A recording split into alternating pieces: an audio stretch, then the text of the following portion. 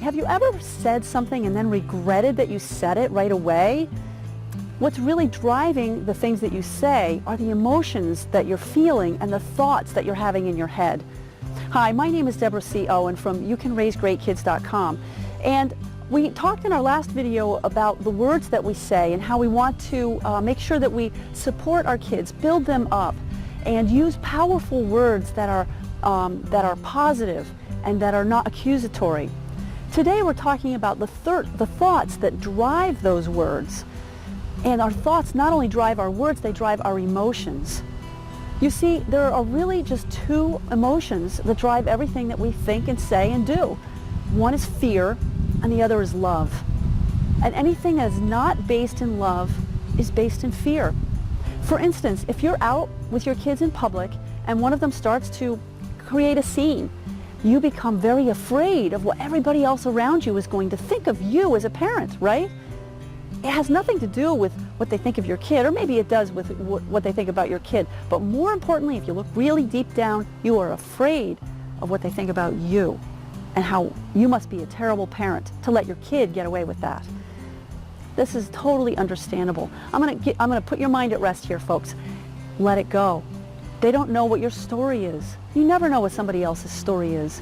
It's important just to let it go and recognize that you need to do what you need to do and deal with that situation the way that's best for you and for your child. And it has to do with the words that we use when we're dealing with that kind of a situation. And like I said, our words are driven by our thoughts. So I'm going to challenge you, instead of looking at your child and saying, "Oh, my child is such a problem," look at your child and say, "My child has a problem." Wow, what a difference. When you're looking at your child and saying, "My child is such a problem," you've got clenched fists and a tight jaw and you're angry. It's all based in fear. When you look at your child instead and say, "My child is having a problem," all of a sudden your hands are open, your arms are open, and you're open to being able to solve your child's problem and to give them the tools to be able to begin to solve their own problems. This is really, really important. It's all about the thoughts that you have about your kid.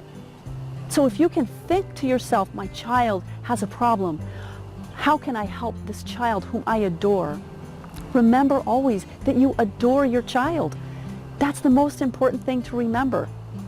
And when you can base your decisions about how you handle your child on love and not fear, you will begin to shift your relationship in an incredibly positive way.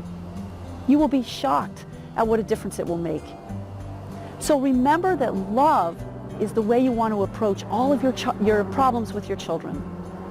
That's where you want to come from. And if you can't get there, then you're not going to be able to use kind of this part of the brain, the prefrontal cortex, the thinking part of the brain that's creative, that allows you to solve problems. If you're angry, you're stuck in a part of your brain that is dealing with emotion only. It's called the amygdala. And when you're stuck in that place, you can't be creative to solve problems. So, calm yourself down. Take a deep breath. If you haven't had a chance to read the 9 Steps to Better Behavior yet, go back and look at it. I've got the steps right in there, the 5 steps. Be aware of how you and your child are feeling. Breathe. Connect with calm compassion. And then discuss with empathy, and we'll get into some more of that soon. So that's the point. Take a deep breath. Calm your hormones that are stressed and that are causing you to not be creative in problem solving. Recognize that you adore this child. That's where you're going to be able to solve your problems. My child has a problem. I adore this child. What can I do to help my child solve this problem? When you can change your thoughts, you're going to begin to change your words. And as we're going to talk about in our next video, you can change your actions, the things that you do. So we've been talking about speaking, thinking, and doing. This is all about the thinking.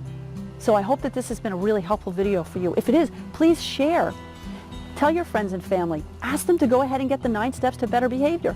And let them join in on this video series as well. And look for tomorrow's too. I can't wait to share it with you. Thanks.